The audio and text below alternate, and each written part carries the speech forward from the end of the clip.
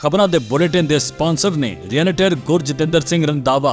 ਹਰ ਤਰ੍ਹਾਂ ਦੀ ਪ੍ਰਾਪਰਟੀ ਖਰੀਦਣ ਤੇ ਵੇਚਣ ਲਈ ਤੁਸੀਂ ਕਾਲ ਕਰ ਸਕਦੇ ਹੋ।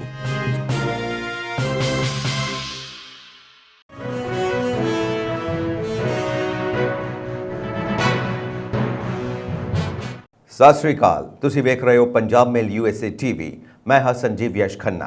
खबरां दे इस बुलेटिन दे विच तुहाडा स्वागत। सब तो पहला चोणवीआं खबरां। डोनाल्ड ट्रंप अरबां डॉलर की धोखाधड़ी विच दोषी करार, कई कारोबारां दे लाइसेंस होए रद्द। अतवाद खिलाफ कार्रवाई सियासी सहूलत मुताबिक ना होवे, जयशंकर।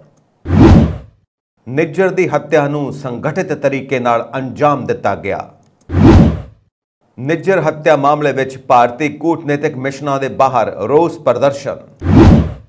रिहायशी संकट ते बोले जगमीत सिंह, कहा ट्रूडो दोषी ने, अंतरराष्ट्रीय विद्यार्थी नहीं। मणिपुर विच 2 नौजवानों की मौत मगरों पखिया मुद्दा, CBI टीम अज जांच लई जावेगी इंफॉल। गुरुद्वारा शीशगंज साहिब जाण वाले श्रद्धालुओं दीआं गड्डियां दे दिल्ली पुलिस ने कट्टे 1 करोड़ दे चलान। बेरोजगारी, भुखमरी अते भ्रष्टाचार आज़ादी तो पहला भी सी अते अज भी, बिरेंद्र सिंह।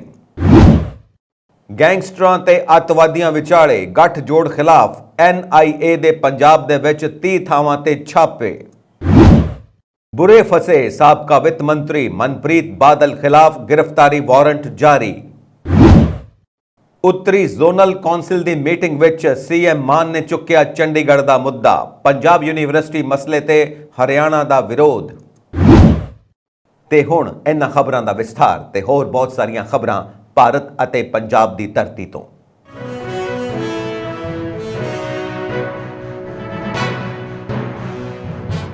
अमरीका के साबका राष्ट्रपति डोनाल्ड ट्रंप खिलाफ धोखाधड़ी के मामले की अदालत विच सुनवाई हुई। इस दौरान अदालत ने कहा कि ट्रंप ने रियल एस्टेट का कारोबार करते हुए कई सालों तक धोखाधड़ी की, जिस कारण वो काफ़ी मशहूर हो गया। इस कारण वो अमरीका के राष्ट्रपति भी बने। जस्टिस आर्थर एंगोरेन ने यह टिप्पणी न्यूयॉर्क के अटॉर्नी जनरल लैटिया जेम्स वालों दायर पटीशन की सुनवाई करदियां की। अदालत ने कहा कि सबूतों के आधार पर यह कहा जा सकता है कि साबका राष्ट्रपति डोनाल्ड ट्रंप अते उन्हां दी कंपनी ने अपनियां जायदादां दीयां कीमतां विच भारी वाधा कीता अते सौदे कीते। अदालत ने कहा कि ट्रंप ने बैंकां, बीमा कंपनियां अते होर लोकां नाल धोखा कीता। एंगोरेन ने दस्सिया, इत्थे दस्तावेज़ां विच स्पष्ट तौर पर धोखाधड़ी वाले मुलांकन शामिल ने जो बचाव पक्ष ने कारोबार विच वरते ने। न्यूयॉर्क के अटॉर्नी जनरल जेम्स ने कहा कि ट्रंप प्रभावशाली ढंग नाल चारा अते स्विच कार्रवाई विच रुझिया होया सी, जिसने बैंकों विच बीमाकर्तावां नूं दिते गए सालाना वित्ती बयानां ते उस दी कुल जायदाद $2.23 बिलियन तो $3.6 बिलियन तक वध गई। जस्टिस एंगोरेन ने हुक्म दिता कि सज़ा वजों ट्रंप के बहुत सारे कारोबारों के लाइसेंस रद्द किए जाण, जिस नाल उस लई न्यूयॉर्क विच कारोबार करना मुश्किल जां असंभव हो जाएगा। नाल ही कहा वो ट्रंप समूह के संचालन की निगरानी लई एक सुतंत्र मॉनीटर नूं नियुक्त करना जारी रखेगा। इस दे नाल ही ट्रंप की वकील अते बुलारे अलीना हब्बा ने कहा कि वो इस फैसले खिलाफ अपील करेगी। उन्होंने इस फैसले नूं कानूनी प्रणाली का अपमान अते हर पद्धर ते बुनियादी तौर पर गलत दस्सिया है। उधर ट्रंप लंबे समय तो जोर दे रहे हैं कि उन्होंने कुछ भी गलत नहीं किया। उसके पुत्र एरिक ने एक्स ते एक पोस्ट विच अदालत के फैसले की आलोचना की। नाल ही कहा कि यह फैसले मेरे पिता नूं बर्बाद करन अते न्यूयॉर्क तो बाहर कड्ढण की कोशिश है। एरिक ट्रंप ने कहा कि अज मैं न्यूयॉर्क की कानूनी प्रणाली ते पूरा विश्वास गुआ बैठा। मैं पहला कदे किसी जज दे विच किसी व्यक्ति प्रति इन्नी नफरत नहीं देखी। उन्होंने अटॉर्नी जनरल नाल अजिहा कदम चुक के एक व्यक्ति की जिंदगी, कंपनी अते प्राप्तियां नूं बर्बाद करन लई कीता है। भारत ने अज संयुक्त राष्ट्र के मैंबर मुल्कां नूं कहा कि अतवाद खिलाफ कार्रवाई वेले वो अपनी सियासी सहूलत नूं अगे ना रखण ते दहशतगर्दी, कट्टड़वाद ते हिंसा विरुद्ध कार्रवाई के राह विच सियासी सहूलत अड़िक्का नहीं बननी चाहिए। भारत ने नाल ही कहा कि खेतरी अखंडता अते अंदरूनी मामलों में दखल ना देने के सिद्धांत का सत्कार केवल मौका देख के ते अपने हितों मुताबिक नहीं किया जा सकता। भारत ने जोर देके कहा कि वो दिन गए जब कुछ देश ही आलमी एजेंडा अगे रखते सन ते दूजियां तो उम्मीद करते सन कि वो उस मुताबिक चलन। ਭਾਰਤ ਨੇ ਕਿਹਾ, ਅਸੀਂ ਆਪਣੀ ਚਰਚਾ ਵਿੱਚ ਆਮ ਤੌਰ ਤੇ ਨਿਯਮਾਂ ਆਧਾਰਿਤ ਵਿਵਸਥਾ ਦੀ ਗੱਲ ਕਰਦੇ ਹਾਂ। ਸ਼ੁਰੂਆਤ ਵਜੋਂ ਇਹ ਯਕੀਨੀ ਬਣਾਇਆ ਜਾ ਸਕਦਾ ਹੈ ਕਿ ਨਿਯਮ ਬਣਾਉਣ ਵਾਲੇ ਨਿਯਮ ਮੰਨਣ ਵਾਲਿਆਂ ਨੂੰ ਆਪਣੇ ਅਧੀਨ ਨਾ ਕਰਨ। ਸਾਰੇ ਦੇਸ਼ ਆਪਣੇ ਕੌਮੀ ਹਿੱਤਾਂ ਨੂੰ ਅੱਗੇ ਰੱਖਦੇ ਨੇ। ਭਾਰਤ ਵਿੱਚ ਅਸੀਂ ਕਦੇ ਵੀ ਇਹਨਾਂ ਨੂੰ ਆਲਮੀ ਚੰਗਿਆਈ ਤੋਂ ਵੱਧ ਪਹਿਲ ਨਹੀਂ ਦਿੱਤੀ। ਅਸੀਂ ਜਦੋਂ ਮੋਹਰੀ ਤਾਕਤ ਬਣਨ ਬਾਰੇ ਸੋਚਦੇ ਹਾਂ ਤਾਂ ਇਹ ਸਿਰਫ ਖੁਦ ਨੂੰ ਤਾਕਤਵਰ ਜਾਂ ਖੁਸ਼ਹਾਲ ਬਣਾਉਣ ਬਾਰੇ ਨਹੀਂ ਹੈ, ਬਲਕਿ ਇਸ ਦਾ ਮਕਸਦ ਵੱਡੀ ਜ਼ਿੰਮੇਵਾਰੀ ਲੈਣਾ ਤੇ ਚੰਗਾ ਯੋਗਦਾਨ ਦੇਣਾ ਹੈ। ਵਿਦੇਸ਼ ਮੰਤਰੀ ਐਸ ਜੈਸ਼ੰਕਰ ਨੇ ਅੱਜ ਇੱਥੇ ਸੰਯੁਕਤ ਰਾਸ਼ਟਰ ਦੀ ਚੋਟੀ ਦੀ ਲੀਡਰਸ਼ਿਪ ਨਾਲ ਮੁਲਾਕਾਤ ਕਰਕੇ ਭਾਰਤ ਦੀ G20 ਪ੍ਰਧਾਨਗੀ ਬਾਰੇ ਚਰਚਾ ਕੀਤੀ। ਇਸ ਮੌਕੇ ਉਹਨਾਂ ਖੇਤਰੀ ਮੁੱਦਿਆਂ ਤੇ ਆਲਮੀ ਚੁਣੌਤੀਆਂ, ਟਿਕਾਊ ਵਿਕਾਸ ਦੇ ਟੀਚਿਆਂ ਤੇ ਸਲਾਮਤੀ ਪਰਿਸ਼ਦ ਦੇ ਸੁਧਾਰਾਂ ਬਾਰੇ ਵੀ ਗੱਲਬਾਤ ਕੀਤੀ। ਉਹਨਾਂ ਜ਼ੋਰ ਦੇ ਕੇ ਕਿਹਾ ਕਿ ਇੱਕ ਨਿਰਪੱਖ, ਬਰਾਬਰ ਤੇ ਲੋਕਤੰਤਰਿਕ ਢਾਂਚਾ ਜ਼ਰੂਰ ਉਭਰੇਗਾ। ਅਮਰੀਕਾ ਨੇ ਕਿਹਾ ਕਿ ਆਗੂ ਹਰਦੀਪ ਸਿੰਘ ਨਿੱਜਰ ਹੱਤਿਆ ਮਾਮਲੇ ਵਿੱਚ ਕੈਨੇਡਾ ਵੱਲੋਂ ਕੀਤੀ ਜਾ ਰਹੀ ਤਫਤੀਸ਼ ਅੱਗੇ ਵਧੇ ਤੇ ਸਾਜ਼ਿਸ਼ ਘਾੜਿਆਂ ਨੂੰ ਨਿਆਂ ਦੇ ਕਟਹਿਰੇ ਵਿੱਚ ਖੜਾ ਕੀਤਾ ਜਾਵੇ।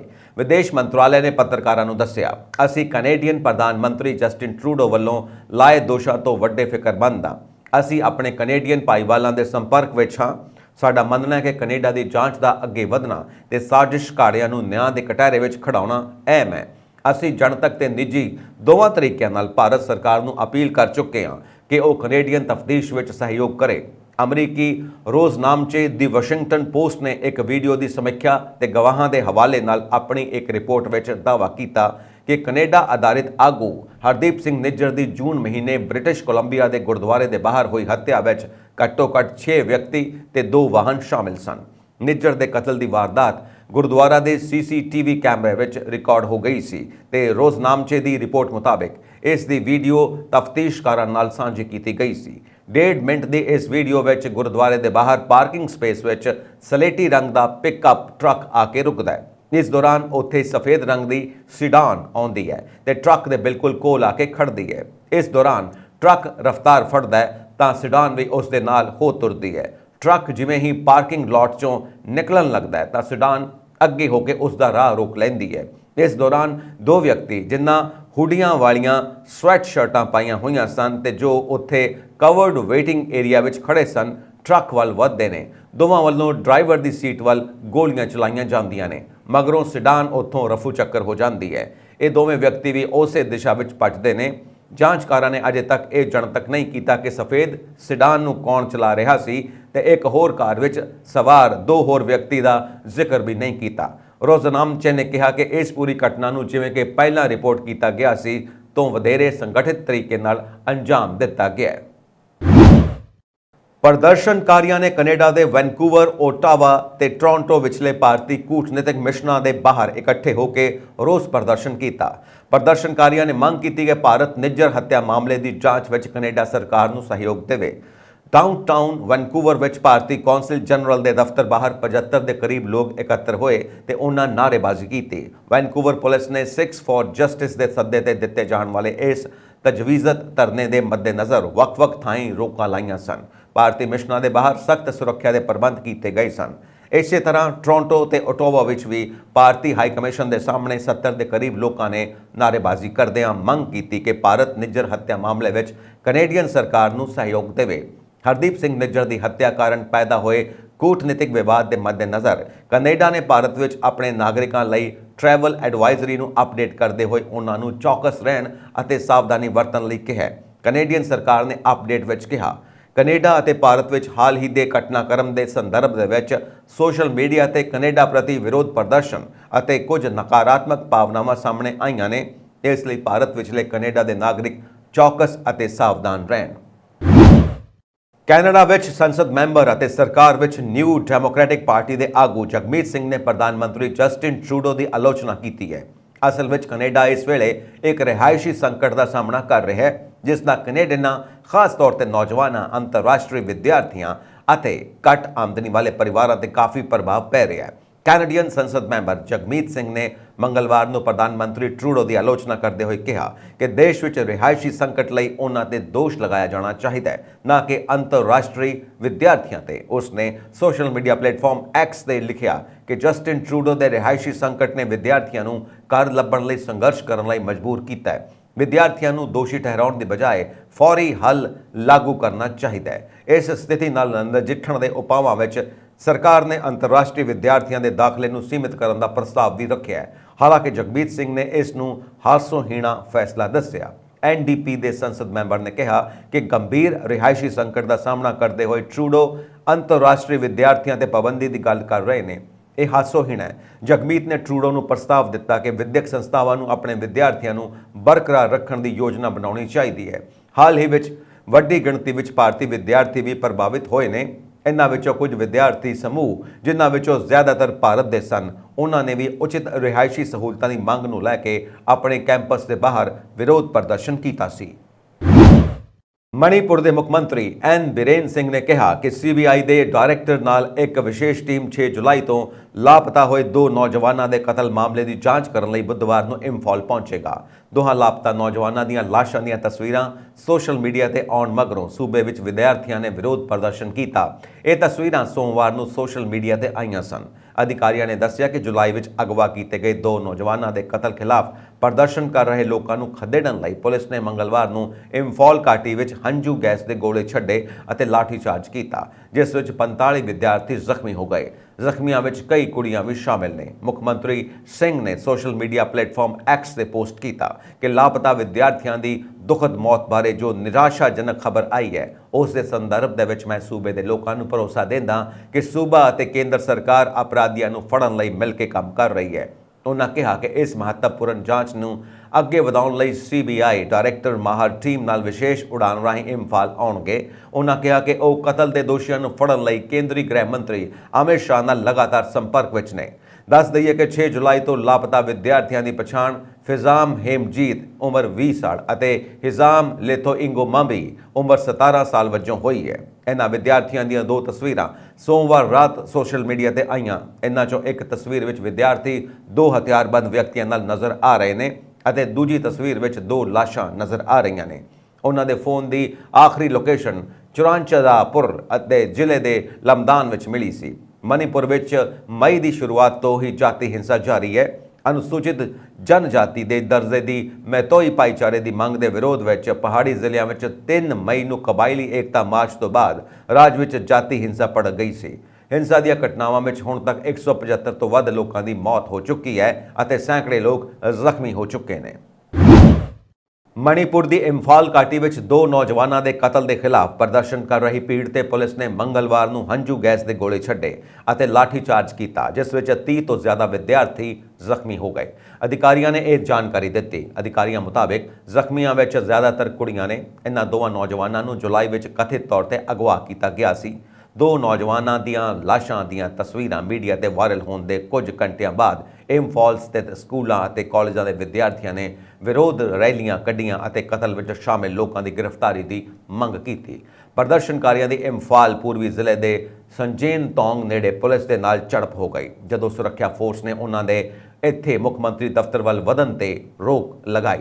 ਪੁਲਿਸ ਨੇ ਅੰਦੋਲਨਕਾਰੀਆਂ ਨੂੰ ਰੋਕਣ ਲਈ ਹੰਝੂ ਗੈਸ ਦੇ ਗੋਲੇ ਸੁੱਟੇ ਅਤੇ ਲਾਠੀਚਾਰਜ ਕੀਤਾ। ਪੁਲਿਸ ਦੇ ਇੱਕ ਅਧਿਕਾਰੀ ਨੇ ਕਿਹਾ ਕਿ 2 ਨੌਜਵਾਨਾਂ ਦੇ ਕਤਲ ਦੇ ਵਿਰੋਧ ਵਿੱਚ ਇੰਫਾਲ ਦੇ ਸਕੂਲ ਅਤੇ ਕਾਲਜ ਦੇ ਵਿਦਿਆਰਥੀਆਂ ਨੇ ਰੈਲੀ ਕੱਢੀ। ਜਿਵੇਂ ਹੀ ਵਿਦਿਆਰਥੀ ਮੁੱਖ ਮੰਤਰੀ ਦਫ਼ਤਰ ਵੱਲ ਵਧ ਰਹੇ ਸਨ, ਸੁਰੱਖਿਆ ਫੋਰਸ ਨੇ ਉਹਨਾਂ ਨੂੰ ਰੋਕਣ ਲਈ ਕਾਰਵਾਈ ਕੀਤੀ। ਮੈਡੀਕਲ ਸਹੂਲਤਾਂ ਦੇ ਅਧਿਕਾਰੀ ਨੇ ਕਿਹਾ ਕਿ ਪੁਲਿਸ ਕਾਰਵਾਈ ਵਿੱਚ 30 ਤੋਂ ਜ਼ਿਆਦਾ ਵਿਦਿਆਰਥੀ ਜ਼ਖਮੀ ਹੋ ਗਏ ਨੇ ਅਤੇ ਉਹਨਾਂ ਨੂੰ ਇੰਫਾਲ ਦੇ 3 ਹਸਪਤਾਲਾਂ ਵਿੱਚ ਦਾਖਲ ਕਰਵਾਇਆ ਗਿਆ ਹੈ। ਲਾਪਤਾ ਵਿਦਿਆਰਥੀਆਂ ਦੀਆਂ ਲਾਸ਼ਾਂ ਦੀਆਂ ਤਸਵੀਰਾਂ ਸੋਮਵਾਰ ਨੂੰ ਸੋਸ਼ਲ ਮੀਡੀਆ ਦੇ ਸਾਹਮਣੇ ਆਈਆਂ, ਜਿਸ ਤੋਂ ਬਾਅਦ ਮਣੀਪੁਰ ਸਰਕਾਰ ਨੇ ਲੋਕਾਂ ਨੂੰ ਸੰਜਮ ਵਰਤਣ ਅਤੇ ਦੋਵਾਂ ਦੇ ਅਗਵਾ ਅਤੇ ਕਤਲ ਦੀ ਜਾਂਚ ਵਿੱਚ ਅਧਿਕਾਰੀਆਂ ਨਾਲ ਸਹਿਯੋਗ ਕਰਨ ਲਈ ਕਿਹਾ। ਦਿੱਲੀ ਟ੍ਰੈਫਿਕ ਪੁਲਿਸ ਵੱਲੋਂ ਆਪਣੀਆਂ ਗੱਡੀਆਂ ਵਿੱਚ ਗੁਰਦੁਆਰਾ ਸੀਸਗੰਜ ਸਾਹਿਬ ਚਾਂਦਨੀ ਚੌਕ ਜਾਣ ਵਾਲੇ ਸ਼ਰਧਾਲੂਆਂ ਨੂੰ ਕਥਿਤ ਨੋ ਐਂਟਰੀ ਆਦੇਸ਼ ਦੀ ਉਲੰਘਣਾ ਦੇ ਤਹਿਤ ਭੇਜੇ ਜਾ ਰਹੇ ਚਲਾਨਾਂ ਨੂੰ ਰੱਦ ਕਰਨ ਦੀ ਜਾਗੋ ਪਾਰਟੀ ਨੇ ਮੰਗ ਕੀਤੀ ਹੈ।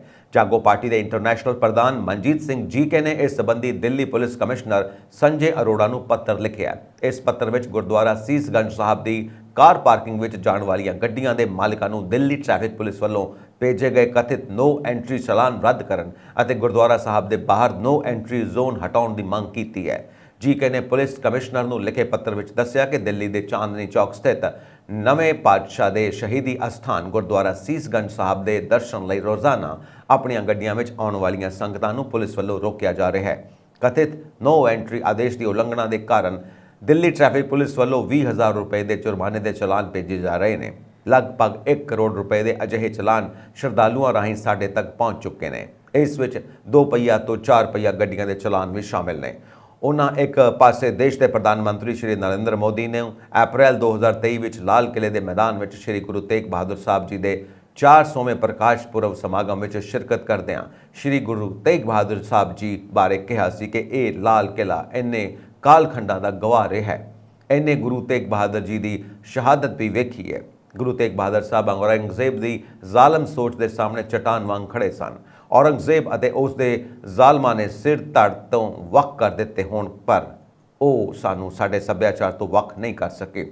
ਪਰ ਦੂਜੇ ਪਾਸੇ ਦਿੱਲੀ ਟ੍ਰੈਫਿਕ ਪੁਲਿਸ ਇਸ ਅਸਥਾਨ ਤੇ ਮੱਥਾ ਟੇਕਣ ਲਈ ਆਉਣ ਵਾਲੇ ਸ਼ਰਧਾਲੂਆਂ ਨੂੰ ਅਣਪਛਾਤੇ ਕਾਰਨਾਂ ਕਰਕੇ ਨੋ ਐਂਟਰੀ ਦੇ ਚਲਾਨ ਭੇਜ ਕੇ ਮਾਨਸਿਕ ਤੌਰ ਤੇ ਪਰੇਸ਼ਾਨ ਕਰ ਰਹੀ ਹੈ ਅਤੇ 2 ਪਹੀਆ ਵਾਹਨਾਂ ਦੇ ਚਲਾਨ ਉਹਨਾਂ ਦੀ ਗੱਡੀ ਦੀ ਕੀਮਤ ਤੋਂ ਵੱਧ ਜੁਰਮਾਨੇ ਦੇ ਭੇਜੇ ਜਾ ਰਹੇ ਨੇ। ਜਦੋਂ ਕਿ ਅਸਲ ਵਿੱਚ ਲਾਲ ਕਿਲੇ ਤੋਂ ਫਤਿਹਪੁਰ ਨੂੰ ਜਾਣ ਵਾਲੀ ਸੜਕ ਨੂੰ ਦਿੱਲੀ ਟ੍ਰੈਫਿਕ ਪੁਲਿਸ ਨੇ ਸਵੇਰੇ 9 ਵਜੇ ਤੋਂ ਰਾਤ 9 ਵਜੇ ਤੱਕ ਨੋ ਐਂਟਰੀ ਜ਼ੋਨ ਐਲਾਨ ਕੀਤਾ ਹੋਇਆ ਹੈ। ਪਰ ਕੌਡੀਆਂ ਪੁਲ ਤੋਂ ਗੁਰਦੁਆਰਾ ਸੀਸਗੰਜ ਸਾਹਿਬ ਤੱਕ ਦੀ ਸੜਕ ਨੂੰ ਹੁਣ ਜ਼ਬਰਦਸਤੀ ਨੋ ਐਂਟਰੀ ਜ਼ੋਨ ਐਲਾਨਿਆ ਜਾ ਰਿਹਾ ਹੈ। ਨੋ ਐਂਟਰੀ ਜ਼ੋਨ ਬਾਰੇ ਡਰਾਈਵਰਾਂ ਨੂੰ 20,000 ਰੁਪਏ ਚਲਾਨ ਦੀ ਚੇਤਾਵਨੀ ਦੇਣ ਵਾਲਾ ਬੋਰਡ ਯੈਸ ਬੈਂਕ ਦੀ ਚਾਂਦਨੀ ਚੌਂਕ ਬ੍ਰਾਂਚ ਦੇ ਬਾਹਰ ਲਗਾਇਆ ਗਿਆ ਹੈ, ਜੋ ਕਿ ਕੌਡੀਆ ਪੁਲ ਤੋਂ ਆਉਣ ਵਾਲੇ ਰਸਤੇ ਉੱਤੇ ਹੈ। ਕੁਝ ਸ਼ਰਧਾਲੂਆਂ ਦਾ ਇਹ ਵੀ ਮੰਨਣਾ ਹੈ ਕਿ ਇਹ ਸਾਰੀ ਕਵਾਇਦ ਟ੍ਰੈਫਿਕ ਪੁਲਿਸ ਦੇ ਕੁਝ ਲੋਕਾਂ ਵੱਲੋਂ ਗੁਰਦੁਆਰਾ ਸਾਹਿਬ ਆਉਣ ਵਾਲੇ ਸ਼ਰਧਾਲੂਆਂ ਦੀਆਂ ਕਾਰਾਂ ਓਮੈਕਸ ਮਾਲ ਜੋ ਕਿ ਕੌਡੀਆ ਪੁਲ ਰੋਡ ਉੱਤੇ ਖੁੱਲ੍ਹਣ ਜਾ ਰਿਹਾ ਹੈ, ਉਹਦੀ ਕਾਰ ਪਾਰਕਿੰਗ ਵਿੱਚ ਪੈਸੇ ਦੇ ਕੇ ਮਜਬੂਰੀ ਵਸ ਗੱਡੀਆਂ ਖੜੀਆਂ ਕਰਵਾਉਣ ਦੀ ਮਨਸ਼ਾ ਨਾਲ ਕੀਤੀ ਜਾ ਰਹੀ ਹੈ। ਇਸ ਲਈ ਇਸ ਇਲਾਕੇ ਨੂੰ ਗੈਰ ਕਾਨੂੰਨੀ ਅਤੇ ਮਨਮਾਨੇ ਢੰਗ ਨਾਲ ਨੋ ਐਂਟਰੀ ਜ਼ੋਨ ਬਣਾਇਆ ਜਾ ਰਿਹਾ ਹੈ। ਇਸ ਲਈ ਦਿੱਲੀ ਟ੍ਰੈਫਿਕ ਪੁਲਿਸ ਵੱਲੋਂ ਭੇਜੇ ਗਏ ਸਾਰੇ ਨੋ ਐਂਟਰੀ ਚਲਾਨ ਤੁਰੰਤ ਰੱਦ ਕੀਤੇ ਜਾਣ ਅਤੇ ਗੁਰਦੁਆਰਾ ਸਾਹਿਬ ਦੇ ਬਾਹਰ ਨੋ ਐਂਟਰੀ ਜ਼ੋਨ ਦੇ ਲੱਗੇ ਬੋਰਡ ਤੁਰੰਤ ਹਟਾਏ ਜਾਣ। ਸਾਬਕਾ ਕੇਂਦਰੀ ਇਸਪਾਤ ਮੰਤਰੀ ਚੌਧਰੀ ਬਰਿੰਦਰ ਸਿੰਘ ਨੇ ਮੰਗਲਵਾਰ ਨੂੰ ਕਿਹਾ ਕਿ ਭਾਰਤ ਦੀ ਆਜ਼ਾਦੀ ਤੋਂ ਪਹਿਲਾਂ ਦੇਸ਼ ਵਿੱਚ ਭ੍ਰਸ਼ਟਾਚਾਰ, ਬੇਰੁਜ਼ਗਾਰੀ ਅਤੇ ਭੁੱਖਮਰੀ ਸੀ ਅਤੇ ਆਜ਼ਾਦੀ ਤੋਂ ਬਾਅਦ ਵੀ ਦੇਸ਼ ਦੇ ਇਹੀ ਹਾਲਾਤ ਨੇ। ਭਾਰਤੀ ਜਨਤਾ ਪਾਰਟੀ ਤੋਂ ਨਾਰਾਜ਼ ਦੱਸੇ ਜਾ ਰਹੇ ਬਰਿੰਦਰ ਸਿੰਘ ਨੇ ਕਿਹਾ ਕਿ ਨੌਜਵਾਨ ਦੇਸ਼ ਛੱਡ ਕੇ ਵਿਦੇਸ਼ ਵਿੱਚ ਨੌਕਰੀ ਕਰਨ ਜਾ ਰਹੇ ਨੇ, ਜੋ ਕਿ ਗੰਭੀਰ ਸਮੱਸਿਆ ਹੈ। ਉਹਨਾਂ ਨੇ ਜੁਲਾਨਾ ਦੀ ਬ੍ਰਾਹਮਣ ਧਰਮਸ਼ਾਲਾ ਵਿੱਚ ਪਹੁੰਚ ਕੇ ਮੌਜੂਦ ਲੋਕਾਂ ਨੂੰ ਸੰਬੋਧਨ ਕਰਦੇ ਹੋਏ ਇਹ ਗੱਲਾਂ ਕਹੀਆਂ। ਬਰਿੰਦਰ ਸਿੰਘ ਨੇ ਕਿਹਾ ਕਿ 2 ਅਕਤੂਬਰ ਨੂੰ ਜੀਂਦ ਵਿੱਚ ਮੇਰੀ ਆਵਾਜ਼ ਸੁਣੋ ਰੈਲੀ ਦਾ ਆਯੋਜਨ ਕੀਤਾ ਜਾ ਰਿਹਾ ਹੈ, ਜਿਸ ਦਾ ਸੱਦਾ ਦੇਣ ਲਈ ਉਹ ਉੱਥੇ ਆਏ ਨੇ। ਉਹਨਾਂ ਕਿਹਾ ਕਿ ਕਾਂਗਰਸ ਇਨੋਲੋ ਵਰਗੀਆਂ ਪਾਰਟੀਆਂ ਦੇ ਖੇਤਰ ਦੇ ਲੋਕਾਂ ਦਾ ਇਸਤੇਮਾਲ ਕਰਕੇ ਪ੍ਰਦੇਸ਼ ਵਿੱਚ ਰਾਜ ਕੀਤਾ ਹੈ। ਉਹਨਾਂ ਕਿਹਾ ਕਿ ਇਹ ਦਲ ਸੱਤਾ ਤੋਂ ਪਹਿਲਾਂ ਲੋਕਾਂ ਨੂੰ ਵੱਡੇ ਵਾਅਦੇ ਕਰਦੇ ਨੇ, ਸੱਤਾ ਹੱਥ ਲੱਗਦੇ ਹੀ ਉਹਨਾਂ ਨੂੰ ਜਨਤਾ ਨਾਲ ਕੀਤੇ ਵਾਅਦੇ ਜੁਮਲੇ ਨਜ਼ਰ ਆਉਣ ਲੱਗਦੇ ਨੇ। ਬਰਿੰਦਰ ਸਿੰਘ ਨੇ ਕਿਹਾ, ਪਹਿਲਾਂ ਇੰਡੀਅਨ ਨੈਸ਼ਨਲ ਲੋਕ ਦਲ ਕਾਂਗਰਸ ਦੀਆਂ ਸਰਕਾਰਾਂ ਰਹੀਆਂ ਪਰ ਉਹਨਾਂ ਦੇ ਪ੍ਰਦੇਸ਼ ਦਾ ਵਿਕਾਸ ਨਹੀਂ ਸਗੋਂ ਆਪਣਾ ਵਿਕਾਸ ਕੀਤਾ। ਅੱਜ ਪ੍ਰਦੇਸ਼ ਦੇ ਨੌਜਵਾਨ ਰੋਜ਼ਗਾਰ ਲਈ ਭਟਕ ਰਹੇ ਨੇ ਅਤੇ ਆਪਣੀ ਜ਼ਮੀਨ ਵੇਚ ਕੇ ਵਿਦੇਸ਼ ਜਾ ਰਹੇ ਨੇ।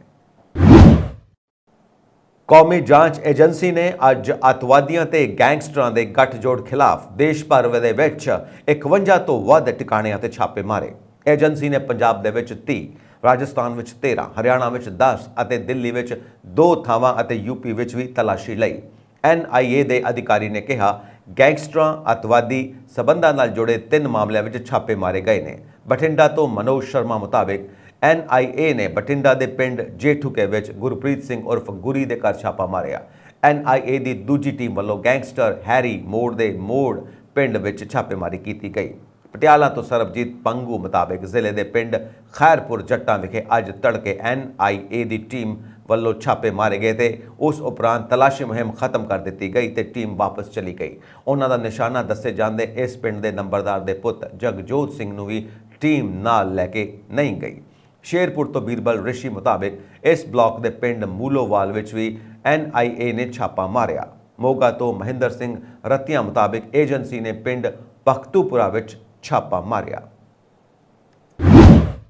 ਨਾਰਦਰਨ ਜ਼ੋਨਲ ਕੌਂਸਲ ਦੀ ਮੀਟਿੰਗ ਵਿੱਚ ਮੁੱਖ ਮੰਤਰੀ ਭਗਵੰਤ ਮਾਨ ਨੇ ਆਖਿਆ ਕਿ ਪੰਜਾਬ ਯੂਨੀਵਰਸਿਟੀ ਸਿਰਫ ਪੰਜਾਬ ਦੀ ਹੀ ਹੈ ਅਤੇ ਪੰਜਾਬ ਨੇ ਹੀ ਪਿਛਲੇ 50 ਸਾਲਾਂ ਤੋਂ ਇਸ ਨੂੰ ਮਦਦ ਦਿੱਤੀ ਤੇ ਇਸ ਦੇ ਪਸਾਰ ਵਿੱਚ ਯੋਗਦਾਨ ਪਾਇਆ। ਉਹਨਾਂ ਕਿਹਾ ਕਿ ਅਸੀਂ ਭਵਿੱਖ ਵਿੱਚ ਵੀ ਇਸ ਦੀ ਸਹਾਇਤਾ ਅਤੇ ਫੰਡ ਜਾਰੀ ਰੱਖਾਂਗੇ। ਮੀਟਿੰਗ ਵਿੱਚ ਉੱਭਰੇ ਪੰਜਾਬ ਯੂਨੀਵਰਸਿਟੀ ਨਾਲ ਹਰਿਆਣਾ ਦੇ ਕਾਲਜਾਂ ਦੀ ਐਫੀਲੀਏਸ਼ਨ ਦੀ ਮੰਗ ਬਾਰੇ ਮੁੱਖ ਮੰਤਰੀ ਨੇ ਕਿਹਾ ਕਿ ਪਿਛਲੇ 50 ਸਾਲਾਂ ਤੋਂ ਪੰਜਾਬ ਯੂਨੀਵਰਸਿਟੀ ਨੂੰ ਨਜ਼ਰਅੰਦਾਜ਼ ਕਰਨ ਵਾਲੇ ਹਰਿਆਣਾ ਵੱਲੋਂ ਹੁਣ ਇਸ ਦੀ ਮਾਨਤਾ ਪ੍ਰਾਪਤ ਕਰਨ ਲਈ ਕਿਉਂ ਜ਼ਿੱਦ ਕੀਤੀ ਜਾ ਰਹੀ ਹੈ। ਉਹਨਾਂ ਕਿਹਾ ਕਿ ਪੰਜਾਬ ਯੂਨੀਵਰਸਿਟੀ ਦਾ ਪੰਜਾਬ ਦੇ ਲੋਕਾਂ ਨਾਲ ਡੂੰਘਾ ਸੰਬੰਧ ਹੈ। ਵੰਡ ਤੋਂ ਬਾਅਦ ਇਹ ਲਾਹੌਰ ਤੋਂ ਪੰਜਾਬ ਦੇ ਹੁਸ਼ਿਆਰਪੁਰ ਅਤੇ ਫਿਰ ਪੰਜਾਬ ਦੀ ਰਾਜਧਾਨੀ ਚੰਡੀਗੜ੍ਹ ਵਿੱਚ ਆ ਕੇ ਸਥਾਪਿਤ ਹੋਈ। ਸਾਲ 1966 ਵਿੱਚ ਪੁਨਰਗਠਨ ਐਕਟ ਤੋਂ ਬਾਅਦ ਵੈਰਿਸਟੀ ਦੇ 4 ਭਾਈਵਾਲਾਂ ਜਿਵੇਂ ਕਿ ਕੇਂਦਰ, ਪੰਜਾਬ, ਹਰਿਆਣਾ ਅਤੇ ਹਿਮਾਚਲ ਪ੍ਰਦੇਸ਼ ਦੇ ਨਾਲ ਅੰਤਰਰਾਜੀ ਬਾਡੀ ਕਾਰਪੋਰੇਟ ਬਣ ਗਈ। ਯੂਨੀਵਰਸਿਟੀ ਦੇ ਖਰਚੇ ਕੇਂਦਰ 40% ਦੇ ਨਾਲ 3 ਭਾਈਵਾਲ ਰਾਜਾਂ 20% ਦੀ ਅਨੁਪਾਤ ਦੇ ਵਿੱਚ ਬਰਾਬਰੀ ਵਿੱਚ ਸਾਂਝੇ ਕੀਤੇ ਜਾਣੇ ਸਨ, ਪਰ ਹਰਿਆਣਾ ਅਤੇ ਹਿਮਾਚਲ ਪ੍ਰਦੇਸ਼ ਰਾਜਾਂ ਨੇ ਕਰਮਵਾਰ 1973 ਅਤੇ 1975 ਵਿੱਚ ਯੂਨੀਵਰਸਿਟੀ ਤੋਂ ਆਪਣਾ ਕਾਲਜ ਵਾਪਸ ਲੈ ਲਿਆ ਅਤੇ ਯੂਨੀਵਰਸਿਟੀ ਨੂੰ ਫੰਡ ਦੇਣਾ ਬੰਦ ਕਰ ਦਿੱਤਾ। ਮੁੱਖ ਮੰਤਰੀ ਨੇ ਕਿਹਾ ਕਿ ਪੰਜਾਬ ਯੂਨੀਵਰਸਿਟੀ ਨੂੰ ਸਾਲ 2017 ਵਿੱਚ ਭਾਰਤ ਸਰਕਾਰ ਵੱਲੋਂ ਅੰਤਿਮ ਰੂਪ ਦੇ ਵਿੱਚ ਦਿੱਤੇ ਸੋਧੇ ਫਾਰਮੂਲੇ ਅਨੁਸਾਰ ਗ੍ਰਾਂਟ ਇਨ ਏਡ ਪ੍ਰਦਾਨ ਕਰਨ ਦੀ ਵਚਨਬੱਧਤਾ ਨੂੰ ਪੰਜਾਬ ਸਰਕਾਰ ਵੱਲੋਂ ਪੂਰਾ ਕੀਤਾ ਗਿਆ। ਮੁੱਖ ਮੰਤਰੀ ਨੇ ਕਿਹਾ ਕਿ ਭਾਵੇਂ ਪੰਜਾਬ ਨੇ ਆਪਣੀ ਵਚਨਬੱਧਤਾ ਨੂੰ ਪੂਰਾ ਕੀਤਾ ਹੈ, ਪਰ ਕੇਂਦਰ ਸਰਕਾਰ ਨੇ UGC ਸਕੇਲਾਂ ਨੂੰ ਅਪਣਾਉਣ ਕਾਰਨ ਪੰਜਾਬ ਯੂਨੀਵਰਸਿਟੀ ਨੂੰ 51.99 ਕਰੋੜ ਰੁਪਏ ਦੀ ਵਧੀ ਹੋਈ ਗ੍ਰਾਂਟ ਇਨ ਏਡ ਦੇ ਹਿੱਸੇ ਨੂੰ ਅਜੇ ਮਨਜ਼ੂਰੀ ਨਹੀਂ ਦਿੱਤੀ। ਉਹਨਾਂ ਗ੍ਰਹਿ ਮੰਤਰੀ ਨੂੰ ਅਪੀਲ ਕੀਤੀ ਕਿ ਇਸ ਵਾਧੂ ਗ੍ਰਾਂਟ ਨੂੰ ਜਲਦੀ ਤੋਂ ਜਲਦੀ ਜਾਰੀ ਕੀਤਾ ਜਾਵੇ। ਵਿਜੀਲੈਂਸ ਬਿਊਰੋ ਪੰਜਾਬ ਨੇ ਮੰਗਲਵਾਰ ਨੂੰ ਸਾਬਕਾ ਵਿੱਤ ਮੰਤਰੀ ਅਤੇ ਭਾਜਪਾ ਆਗੂ ਮਨਪ੍ਰੀਤ ਸਿੰਘ ਬਾਦਲ ਖਿਲਾਫ ਬਠਿੰਡਾ ਵਿੱਚ ਇੱਕ ਜਾਇਦਾਦ ਦੀ ਖਰੀਦ ਵਿੱਚ ਕਥਿਤ ਬੇਨਿਯਮੀਆਂ ਦੇ ਮਾਮਲੇ ਵਿੱਚ ਗ੍ਰਿਫਤਾਰੀ ਵਾਰੰਟ ਜਾਰੀ ਕੀਤਾ ਹੈ। ਇਸ ਤੋਂ ਬਾਅਦ ਮਨਪ੍ਰੀਤ ਸਿੰਘ ਬਾਦਲ ਦੀਆਂ ਮੁਸ਼ਕਲਾਂ ਵੱਧਦੀਆਂ ਨਜ਼ਰ ਆ ਰਹੀਆਂ ਨੇ। ਵਿਜੀਲੈਂਸ ਦੀਆਂ ਟੀਮਾਂ ਮਨਪ੍ਰੀਤ ਬਾਦਲ ਨੂੰ ਗ੍ਰਿਫਤਾਰ ਕਰਨ ਲਈ ਲਗਾਤਾਰ ਛਾਪੇਮਾਰੀ ਕਰ ਰਹੀਆਂ ਨੇ। ਉਹਨਾਂ ਨੂੰ ਵਿਦੇਸ਼ ਜਾਣ ਤੋਂ ਰੋਕਣ ਲਈ ਵਿਜੀਲੈਂਸ ਬਿਊਰੋ ਬਠਿੰਡਾ ਨੇ ਹੋਰ ਸੁਰੱਖਿਆ ਏਜੰਸੀਆਂ ਦੀ ਸਿਫਾਰਿਸ਼ ਤੇ ਉਹਨਾਂ ਵਿਰੁੱਧ ਲੁੱਕ ਆਊਟ ਸਰਕੂਲਰ ਜਾਰੀ ਕੀਤਾ ਹੈ। ਅਧਿਕਾਰੀਆਂ ਨੂੰ ਵੀ ਸ਼ੱਕ ਹੈ ਕਿ ਬਾਦਲ ਗ੍ਰਿਫਤਾਰੀ ਤੋਂ ਬਚਣ ਲਈ ਦੇਸ਼ ਛੱਡ ਕੇ ਭੱਜ ਸਕਦੇ ਨੇ। ਇਸ ਲਈ ਸਾਰੇ ਹਵਾਈ ਅੱਡਿਆਂ ਨੂੰ ਅਲਰਟ ਤੇ ਰੱਖਿਆ ਲਈ ਅਲਰਟ ਕਰ ਦਿੱਤਾ ਗਿਆ ਹੈ। FIR ਦਰਜ ਹੋਣ ਤੋਂ ਬਾਅਦ ਪੁਲਿਸ ਨੇ ਬਾਦਲ ਦੀ ਭਾਲ ਲਈ ਤਲਾਸ਼ੀ ਮੁਹਿੰਮ ਸ਼ੁਰੂ ਕਰ ਦਿੱਤੀ ਹੈ। ਅਧਿਕਾਰੀਆਂ ਨੇ ਉਹਨਾਂ ਦੀ ਰਿਹਾਇਸ਼ ਅਤੇ ਹੋਰ ਜਾਣੇ ਪਛਾਣੇ ਟਿਕਾਣਿਆਂ ਤੇ ਛਾਪੇਮਾਰੀ ਕੀਤੀ, ਪਰ ਉਹਨਾਂ ਦਾ ਥਹੁ ਪਤਾ ਨਹੀਂ ਮਿਲਿਆ। ਸਾਬਕਾ ਵਿੱਤ ਮੰਤਰੀ ਮਨਪ੍ਰੀਤ ਬਾਦਲ ਨੇ ਬਠਿੰਡਾ ਅਦਾਲਤ ਵਿੱਚ ਦਾਇਰ ਅਗਾਊਂ ਜ਼ਮਾਨਤ ਦੀ ਅਰਜ਼ੀ ਵਾਪਸ ਲੈ ਲਈ ਸੀ। ਉਹਨਾਂ ਦੀ ਅਰਜ਼ੀ ਤੇ ਵਧੀਕ ਸੈਸ਼ਨ ਜੱਜ ਰਾਮ ਕੁਮਾਰ ਗੋਇਲ ਦੀ ਅਦਾਲਤ ਵਿੱਚ ਸੁਣਵਾਈ ਹੋਣੀ ਸੀ, ਪਰ ਮੰਗਲਵਾਰ ਨੂੰ ਮਨਪ੍ਰੀਤ ਬਾਦਲ ਦੇ ਵਕੀਲ ਐਡਵੋਕੇਟ ਸੁਖਦੀਪ ਬਿੰਦਰ ਨੇ ਅਦਾਲਤ 'ਚੋਂ ਅਗਾਊਂ ਜ਼ਮਾਨਤ ਦੀ ਅਰਜ਼ੀ ਵਾਪਸ ਲੈ ਲਈ ਅਤੇ ਅਗਲੀ ਪ੍ਰਕਿਰਿਆ ਸ਼ੁਰੂ ਕਰ ਦਿੱਤੀ ਤਾਂ ਜੋ ਉਹ ਨਵੇਂ ਸਿਰੇ ਤੋਂ ਮਨਪ੍ਰੀਤ ਬਾਦਲ ਦੀ ਜ਼ਮਾਨਤ ਲੈਣ ਦੀ ਪ੍ਰਕਿਰਿਆ ਸ਼ੁਰੂ ਕਰ ਸਕਣ। ਉੱਤਰੀ ਜ਼ੋਨਲ ਕੌਂਸਲ ਦੀ 31ਵੀਂ ਮੀਟਿੰਗ ਅੰਮ੍ਰਿਤਸਰ ਵਿੱਚ ਸ਼ੁਰੂ ਹੋਈ। ਬੈਠਕ ਦੀ ਪ੍ਰਧਾਨਗੀ ਕੇਂਦਰੀ ਗ੍ਰਹਿ ਮੰਤਰੀ ਅਮਿਤ ਸ਼ਾਹ ਨੇ ਕੀਤੀ। ਮੁੱਖ ਮੰਤਰੀ ਭਗਵੰਤ ਮਾਨ ਨੇ ਸਾਰੇ ਪਤਵੰਤਿਆਂ ਦਾ ਸਵਾਗਤ ਕੀਤਾ। ਮੀਟਿੰਗ ਵਿੱਚ ਹਰਿਆਣਾ, ਹਿਮਾਚਲ ਪ੍ਰਦੇਸ਼ ਅਤੇ ਰਾਜਸਥਾਨ ਦੇ ਮੁੱਖ ਮੰਤਰੀਆਂ ਦੇ ਨਾਲ-ਨਾਲ ਚੰਡੀਗੜ੍ਹ ਦੇ ਪ੍ਰਸ਼ਾਸਕ ਅਤੇ ਜੰਮੂ ਕਸ਼ਮੀਰ, ਲੱਦਾਖ ਅਤੇ ਦਿੱਲੀ ਦੇ ਉਪ ਰਾਜਪਾਲ ਵੀ ਸ਼ਾਮਿਲ ਹੋ ਰਹੇ ਨੇ। ਮੀਟਿੰਗ ਵਿੱਚ ਮੁੱਖ ਮੰਤਰੀ ਭਗਵੰਤ ਮਾਨ ਨੇ ਬਕਾਇਆ RDF ਦਾ ਮੁੱਦਾ ਉਠਾਇਆ। CM ਮਾਨ ਨੇ ਕਿਹਾ ਕਿ ਇਹ ਮੁੱਦਾ ਮੇਰੇ ਦਿਲ ਦੇ ਸਭ ਤੋਂ ਨੇੜੇ ਹੈ। ਉਹਨਾਂ ਕਿਹਾ ਕਿ ਪੰਜਾਬ ਦੀ ਕਿਸਾਨੀ ਲਗਾਤਾਰ ਕਰਜ਼ੇ ਦੇ ਬੋਝ ਹੇਠ ਦਬੀ ਹੋਈ ਹੈ, ਪਰ ਕੇਂਦਰ ਸਰਕਾਰ ਦੀਆਂ ਨਜ਼ਰਾਂ ਵਿੱਚ ਕਿਸਾਨ ਸਭ ਤੋਂ ਵੱਧ ਅਣਗੌਲਿਆ ਹੋਇਆ ਹੈ। ਕੇਂਦਰ ਸਰਕਾਰ ਨੇ ਕਿਸਾਨਾਂ ਪ੍ਰਤੀ ਮਤਰੇਈ ਮਾਂ ਵਾਲਾ ਰਵੱਈਆ ਅਪਣਾਇਆ ਹੋਇਆ ਹੈ। CM ਮਾਨ ਨੇ ਕਿਹਾ ਕਿ ਪੰਜਾਬ ਨੇ ਆਪਣੀ ਲੋੜ ਤੋਂ ਵੱਧ ਅਨਾਜ ਪੈਦਾ ਕੀਤਾ। ਅਸੀਂ ਆਪਣੀ ਜ਼ਮੀਨ ਅਤੇ ਪਾਣੀ ਦੋਵੇਂ ਹੀ ਲੁੱਟ ਲਏ। ਬਦਕਿਸਮਤੀ ਨਾਲ ਪੰਜਾਬ ਅਤੇ ਇਸ ਦੇ ਕਿਸਾਨਾਂ ਨੂੰ ਉਹਨਾਂ ਦੇ ਹੱਕ ਨਹੀਂ ਮਿਲ ਰਹੇ। FCI ਨੂੰ ਅਨਾਜ ਖਰੀਦਣ ਲਈ ਪੰਜਾਬ ਦੇ ਖਰਚੇ ਜਾਣਬੁੱਝ ਕੇ ਮੁਆਵਜ਼ਾ ਨਹੀਂ ਦਿੱਤਾ ਜਾ ਰਿਹਾ। ਉਹਨਾਂ ਕਿਹਾ ਕਿ ਸੂਬੇ ਦਾ ਘਾਟਾ ਹਰ ਸਾਲ ਵਧ ਰਿਹਾ ਹੈ। ਹਿਮਾਚਲ ਦੇ ਮੁੱਖ ਮੰਤਰੀ ਸੁਖਵਿੰਦਰ ਸਿੰਘ ਸੁੱਖੂ, ਹਰਿਆਣਾ ਦੇ ਮੁੱਖ ਮੰਤਰੀ ਮਨੋਹਰ ਲਾਲ, ਦਿੱਲੀ ਦੇ ਉਪ ਰਾਜਪਾਲ ਵਿਨੈ ਕੁਮਾਰ, ਜੰਮੂ ਕਸ਼ਮੀਰ ਦੇ ਲੈਫਟੀਨੈਂਟ ਗਵਰਨਰ ਮਨੋਜ ਸਿਨਹਾ ਅਤੇ ਲੱਦਾਖ ਦੇ ਲੈਫਟੀਨੈਂਟ ਗਵਰਨਰ B ਮਿਸ਼ਰਾ ਇਸ ਮੀਟਿੰਗ ਵਿੱਚ ਸ਼ਾਮਿਲ ਹੋਣ ਲਈ ਅੰਮ੍ਰਿਤਸਰ ਪੁੱਜੇ। ਸਾਰੇ ਸਵੇਰੇ ਹੀ ਸ਼੍ਰੀ ਹਰਿਮੰਦਰ ਸਾਹਿਬ ਮੱਥਾ ਟੇਕਣ ਲਈ ਪਹੁੰਚ ਗਏ। ਇਸ ਦੌਰਾਨ ਸ਼੍ਰੀ ਹਰਿਮੰਦਰ ਸਾਹਿਬ ਦੇ ਸੂਚਨਾ ਕੇਂਦਰ ਵਿਖੇ ਸ਼੍ਰੋਮਣੀ ਗੁਰਦੁਆਰਾ ਪ੍ਰਬੰਧਕ ਕਮੇਟੀ ਵੱਲੋਂ ਇਨ੍ਹਾਂ ਮਹਿਮਾਨਾਂ ਦਾ ਸਨਮਾਨ ਕੀਤਾ ਗਿਆ। ਸੂਚਨਾ ਅਧਿਕਾਰੀ ਅੰਮ੍ਰਿਤਪਾਲ ਸਿੰਘ ਨੇ ਸਾਰਿਆਂ ਨੂੰ ਸਨਮਾਨਿਤ ਕੀਤਾ। ਮੀਟਿੰਗ ਵਿੱਚ ਚੰਡੀਗੜ੍ਹ ਨੂੰ ਹੀ ਪੰਜਾਬ ਦੀ ਰਾਜਧਾਨੀ ਬਣਾਉਣ ਦਾ ਮੁੱਦਾ ਵੀ ਉਠਾਇਆ ਗਿਆ। CM ਮਾਨ ਨੇ ਕਿਹਾ ਕਿ ਚੰਡੀਗੜ੍ਹ ਪੰਜਾਬ ਦੇ ਪਿੰਡਾਂ ਨੂੰ ਉਜਾੜ ਕੇ ਬਣਾਇਆ ਗਿਆ ਹੈ। ਚੰਡੀਗੜ੍ਹ ਦਾ ਪੰਜਾਬ ਦੀ ਰਾਜਧਾਨੀ ਵਜੋਂ ਦਰਜਾ ਬਹਾਲ ਕੀਤਾ ਜਾਵੇ ਅਤੇ ਪੰਜਾਬ ਦੀ ਚਿਰੋਕਣੀ ਮੰਗ ਪੂਰੀ ਕੀਤੀ ਜਾਵੇ। ਮੀਟਿੰਗ ਵਿੱਚ ਹਰਿਆਣਾ ਦੇ PU ਤੋਂ ਆਪਣੇ ਕਾਲਜਾਂ ਨੂੰ ਮਾਨਤਾ ਦੇਣ ਦਾ ਮੁੱਦਾ ਉਠਾਇਆ, ਜਿਸ ਨੂੰ ਮੁੱਖ ਮੰਤਰੀ ਮਾਨ ਨੇ ਪੂਰੀ ਤਰ੍ਹਾਂ ਰੱਦ ਕਰ ਦਿੱਤਾ। ਉਹਨਾਂ ਕਿਹਾ ਕਿ ਪੰਜਾਬ ਯੂਨੀਵਰਸਿਟੀ ਸਾਡੀ ਵਿਰਾਸਤ ਹੈ। ਹਰਿਆਣਾ ਨੇ 50 ਸਾਲ ਤੱਕ ਕੋਈ ਮਾਨਤਾ ਨਹੀਂ ਲਈ। ਹੁਣ ਹਾਲਾਤ ਬਦਲ ਗਏ ਨੇ ਕਿ ਮਾਨਤਾ ਦੀ ਲੋੜ ਹੈ। ਉਹਨਾਂ ਕਿਹਾ ਕਿ ਮੇਰੀ ਅਪੀਲ ਹੈ ਕਿ ਇਸ ਮਾਮਲੇ ਨੂੰ ਅੱਗੇ ਲਈ ਵੀ ਖਤਮ ਸਮਝਿਆ ਜਾਵੇ। NJDC ਦੀ ਮੀਟਿੰਗ ਦੇ ਏਜੰਡੇ ਤੋਂ ਇਸ ਨੂੰ ਹਟਾ ਦਿੱਤਾ ਜਾਵੇ। CM ਮਾਨ ਨੇ ਕਿਹਾ ਕਿ ਪੰਜਾਬ ਯੂਨੀਵਰਸਿਟੀ ਦੇ ਵਿੱਤੀ ਘਾਟੇ ਨੂੰ ਦੂਰ ਕੀਤਾ ਜਾਵੇ। ਅਸੀਂ ਗ੍ਰਾਂਟ ਇਨ ਐਡ ਨੂੰ ਵਧਾ ਕੇ 94.13 ਕਰੋੜ ਰੁਪਏ ਕਰ ਦਿੱਤਾ ਹੈ। ਯੂਨੀਵਰਸਿਟੀ ਵਿੱਚ ਨਵੇਂ ਹੋਸਟਲ ਲਈ ਅਸੀਂ ਫੰਡ ਜਾਰੀ ਕੀਤਾ ਹੈ। ਮੰਗ ਕੀਤੀ ਗਈ ਹੈ ਕਿ ਕੇਂਦਰ ਸਰਕਾਰ ਵੀ UGC ਪੇ ਸਕੇਲ ਦਾ ਫੰਡ ਜਾਰੀ ਕਰੇ। ਉੱਤਰੀ ਖੇਤਰੀ ਕੌਂਸਲ ਦੀ ਮੀਟਿੰਗ ਵਿੱਚ ਮੁੱਖ ਮੰਤਰੀ ਭਗਵੰਤ ਮਾਨ ਨੇ ਹੜ੍ਹ ਰਾਹਤ ਦੇ ਨਿਯਮਾਂ ਵਿੱਚ ਬਦਲਾਅ ਦੀ ਜ਼ੋਰਦਾਰ ਵਕਾਲਤ ਕੀਤੀ ਹੈ। ਉਨ੍ਹਾਂ ਕਿਹਾ ਕਿ ਪਹਾੜੀ ਇਲਾਕਿਆਂ ਵਿੱਚ ਮੀਂਹ ਕਾਰਨ ਸੂਬੇ ਦੇ 16 ਜ਼ਿਲ੍ਹਿਆਂ ਵਿੱਚ ਹੜ੍ਹ ਆਉਣ ਕਾਰਨ ਜਾਨ ਮਾਲ ਦਾ ਵੱਡਾ ਨੁਕਸਾਨ ਹੋਇਆ ਅਤੇ ਜਿਹੜੇ ਸੂਬੇ ਪੰਜਾਬ ਤੋਂ ਪਾਣੀਆਂ ਵਿੱਚ ਹਿੱਸਾ ਮੰਗਦੇ ਨੇ ਉਹ ਸੂਬੇ ਇਸ ਸਮੇਂ ਦੌਰਾਨ ਪਾਣੀ ਲੈਣ ਲਈ ਵੀ ਤਿਆਰ ਨਹੀਂ ਹੋਏ। ਹੜ੍ਹ ਪੀੜਤਾਂ ਨੂੰ ਵਿੱਤੀ ਸਹਾਇਤਾ ਦੇਣ ਦੇ ਨਿਯਮਾਂ ਵਿੱਚ ਢਿੱਲ ਦੇਣ ਦੀ ਅਪੀਲ ਕਰਦਿਆਂ ਉਨ੍ਹਾਂ ਕਿਹਾ ਕਿ ਸੂਬੇ ਦੇ ਆਫਤ ਪ੍ਰਬੰਧਨ ਫੰਡ ਵਿੱਚ ਫੰਡਾਂ ਦੀ ਕੋਈ ਘਾਟ ਨਹੀਂ ਹੈ ਅਤੇ ਨੁਕਸਾਨ ਦੇ ਮੁਆਵਜ਼ੇ ਲਈ ਨਿਯਮਾਂ ਵਿੱਚ ਢਿੱਲ ਦੇਣ ਦੀ ਲੋੜ ਹੈ ਤਾਂ ਕਿ ਲੋਕਾਂ ਨੂੰ ਪੂਰਾ ਮੁਆਵਜ਼ਾ ਦਿੱਤਾ ਜਾ ਸਕੇ। ਮੁੱਖ ਮੰਤਰੀ ਨੇ ਹਿਮਾਚਲ ਪ੍ਰਦੇਸ਼ ਵੱਲੋਂ ਹਾਈਡਰੋ ਪਾਵਰ ਪ੍ਰੋਜੈਕਟਾਂ ਤੇ ਵਾਟਰ ਸੈਸ ਲਾਉਣ ਦਾ ਵਿਰੋਧ ਕੀਤਾ। ਉਨ੍ਹਾਂ ਕਿਹਾ ਕਿ ਅੰਤਰਰਾਜੀ ਦਰਿਆਈ ਪਾਣੀ ਵਿਵਾਦ ਐਕਟ 1956 ਦੀ ਧਾਰਾ 7 ਵਿੱਚ ਕਿਹਾ ਗਿਆ ਹੈ ਕਿ ਕੋਈ ਵੀ ਰਾਜ ਸਰਕਾਰ ਦੂਜੇ ਰਾਜ ਜਾਂ ਉਸ ਦੇ ਵਾਸੀਆਂ ਤੋਂ ਕੋਈ ਵਾਧੂ ਦਰ ਜਾਂ ਫੀਸ ਨਹੀਂ ਲਵੇਗੀ ਤੇ ਜੇ ਇਸ ਦਾ ਆਧਾਰ ਸੂਬੇ ਦੀ ਸੀਮਾ ਵਿੱਚ ਪੈਂਦੀ ਅੰਤਰਰਾਜੀ ਨਦੀ ਦੇ ਪਾਣੀ ਦੀ ਸੰਭਾਲ ਪ੍ਰਬੰਧਨ ਜਾਂ ਵਰਤੋਂ ਲਈ ਹੋਵੇ। ਉਨ੍ਹਾਂ ਇਹ ਵੀ ਕਿਹਾ ਕਿ ਇਸ ਕਰਕੇ ਹਿਮਾਚਲ ਪ੍ਰਦੇਸ਼ ਸਿਰਫ ਇਸ ਲਈ ਸੈਸ ਨਹੀਂ ਲਗਾ ਸਕਦਾ ਕਿਉਂਕਿ ਪਾਖੜਾ ਅਤੇ ਬਿਆਸ ਪ੍ਰੋਜੈਕਟ ਪਾਵਰ ਹਾਊਸ ਇਸ ਦੇ ਖੇਤਰ ਦੀ ਸੀਮਾ ਦੇ ਅੰਦਰ ਸਥਿਤ ਨੇ। ਉਨ੍ਹਾਂ ਨੇ ਹਿਮਾਚਲ ਪ੍ਰਦੇਸ਼ ਵੱਲੋਂ ਚੱਕੀ ਦਰਿਆ ਦੇ ਪਾਣੀ ਨੂੰ ਮੋੜਨ ਦੇ ਮੁੱਦੇ ਦਾ ਵੀ ਵਿਰੋਧ ਕੀਤਾ। ਉਨ੍ਹਾਂ ਪਠਾਨਕੋਟ ਵਿੱਚ NSG ਦਾ ਓਰੀਜਨਲ ਸੈਂਟਰ ਛੇਤੀ ਸਥਾਪਿਤ ਕਰਨ ਦੀ ਮੰਗ ਕੀਤੀ। ਮੁੱਖ ਮੰਤਰੀ ਨੇ ਕਿਹਾ ਕਿ ਪੰਜਾਬ ਵਿੱਚ ਡਰੋਨਾਂ ਲਈ ਸੈਂਟਰ ਆਫ ਐਕਸਲੈਂਸ ਸਥਾਪਿਤ ਕੀਤਾ ਜਾਣਾ ਚਾਹੀਦਾ ਹੈ। ਉਨ੍ਹਾਂ ਪੰਜਾਬ ਨੂੰ ਸੈਨਿਕ ਬਲਾਂ ਦਾ ਖਰਚਾ ਪਾਉਣ ਬਾਰੇ ਧਾਰਾ ਸੋਧਣ ਦੀ ਮੰਗ ਕੀਤੀ। ਬਾਸਮਤੀ ਦੀ ਬਰਾਮਦ ਉੱਤੇ ਸ਼ਰਤਾਂ ਦਾ ਤਾਜ਼ਾ ਮਾਮਲਾ ਉਠਾਉਂਦਿਆਂ ਕਿਹਾ ਕਿ ਇਹ ਫੈਸਲਾ ਕਿਸਾਨਾਂ ਅਤੇ ਕਾਰੋਬਾਰੀਆਂ ਦੀ ਆਰਥਿਕ ਹਾਲਤ ਨੂੰ ਵੱਡੀ ਸੱਟ ਮਾਰੇਗਾ। ਉਨ੍ਹਾਂ ਕਿਹਾ ਕਿ ਕੇਂਦਰ ਸਰਕਾਰ ਨੇ ਸੂਬੇ ਦੇ 5637.4 ਕਰੋੜ ਰੁਪਏ ਤੋਂ ਵੱਧ ਦਾ ਪੇਂਡੂ ਵਿਕਾਸ ਫੰਡ ਜਾਰੀ ਨਹੀਂ ਕੀਤਾ। ਅਨਾਜ ਦੀ ਖਰੀਦ ਬਦਲੇ ਖਰਚੇ ਦੀ ਅਦਾਇਗੀ ਦੇ ਬਕਾਇਦੇ ਦਾ ਮੁੱਦਾ ਵੀ ਮੁੱਖ ਮੰਤਰੀ ਨੇ ਉਭਾਰਿਆ। ਉਨ੍ਹਾਂ ਉਮੀਦ ਪ੍ਰਗਟਾਈ ਕਿ ਪੰਜਾਬ ਤੇ ਪੰਜਾਬ ਵਾਸੀਆਂ ਨਾਲ ਜੁੜੇ ਸਾਰੇ ਮਾਮਲਿਆਂ ਨੂੰ ਸੁਖਾਵੇਂ ਢੰਗ ਨਾਲ ਹੱਲ ਕਰ ਲਿਆ ਜਾਵੇਗਾ। ਇਹ ਸਨ ਅੱਜ ਦੀਆਂ ਮੁੱਖ ਖਬਰਾਂ। ਹੋਰ ਅਪਡੇਟਸ ਦੇ ਲਈ ਵੇਖਦੇ ਰਹੋ ਪੰਜਾਬ ਮੇਲ USA TV। ਸਤਿ ਸ਼੍ਰੀ ਅਕਾਲ।